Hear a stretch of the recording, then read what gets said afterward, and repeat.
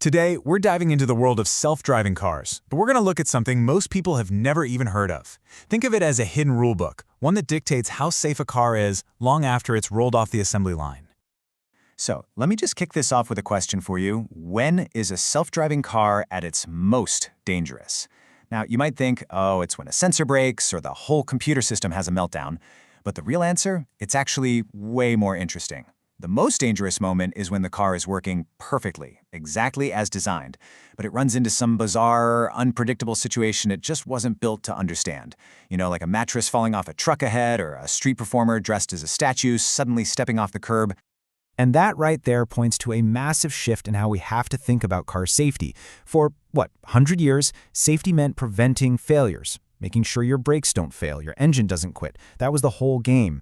But now, with self-driving tech, we're in a whole new world. It's called SOTIF safety, and here, the problem isn't something breaking. No, the problem is that the system is doing its job, but its knowledge of the world has limits. It hits a situation that's just not in its programming. So let's really get into this, because this is a totally new kind of danger. It doesn't come from a system failing. It comes from a system's built-in limitations. The official term for this whole concept is SOTIF, and it's all about making a car safe even when it's technically performing as intended. It's designed to find those functional insufficiencies, the gaps in the AI's understanding. It even tries to predict the weird ways we humans might misuse the technology. It's basically safety for when nothing is technically broken.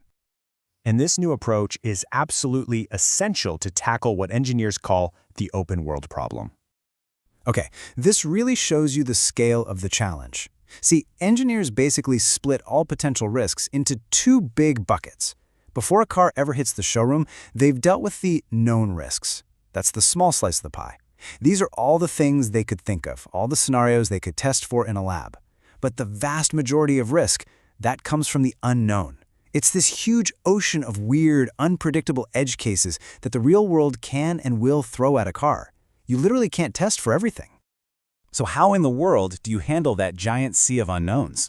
Well, that brings us to the solution. A rulebook that, get this, only really starts on page 1 after the car's been sold and is out on the road. So what is this secret rulebook? Well, officially, it's a part of an international standard called ISO 21448, specifically Clause 13. And what it does is, it requires car makers to have a formal process for their cars to learn from real-world driving. The big idea here is that safety is not a one-and-done thing at the factory. It has to be a living, breathing process that's constantly monitored for the car's entire life. And the standard is really specific about what should trigger a full-on safety review. We're talking about things like a brand new, never-before-seen hazard popping up on the roads. Or maybe a hidden weakness in the system's logic suddenly gets exposed by a weird event. Or hey, the world itself changes. New traffic laws get passed, road signs get updated. Or maybe people just start behaving differently around autonomous cars. Any of that happens, and it's back to the drawing board. This all leads to the really cool part, how this learning actually happens. It's not a one-time fix. It's a constant, never-ending cycle. It's a really powerful three-step loop. First, you monitor. The entire fleet of cars on the road acts like a massive team of scouts, constantly watching and collecting data. Then you analyze. Teams of experts sift through all that data, hunting for new risks, looking for patterns and near misses. And finally, you act. Once they understand a problem, they develop a fix, and then boom, they push it out to the entire fleet through an over-the-air update. So a lesson learned by one single car can become experience for every car pretty much instantly. So what exactly are they looking for? Well, it falls into three main buckets.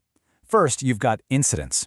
And this is more than just crashes. It includes near misses or even just those moments when a human driver has to suddenly grab the wheel. Second, there's the body of knowledge.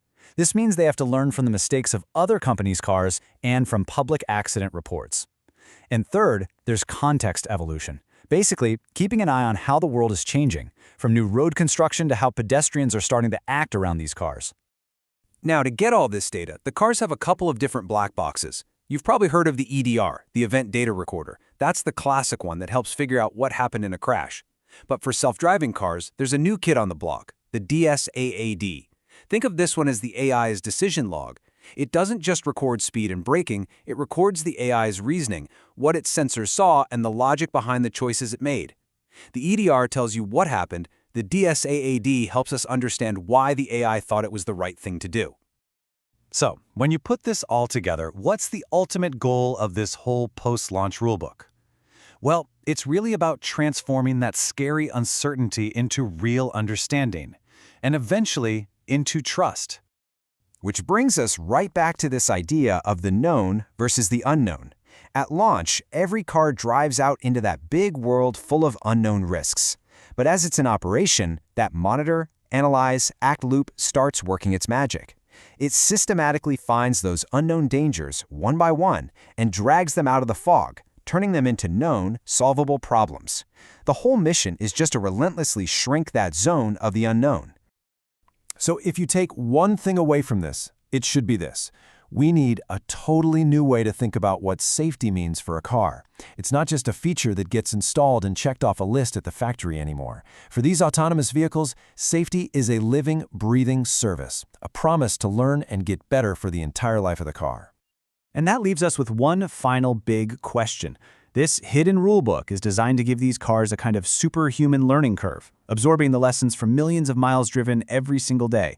As all that data gets turned into real, tangible safety improvements, what's the tipping point for us? What will it take for you and me to finally look at a self-driving car and actually truly trust it?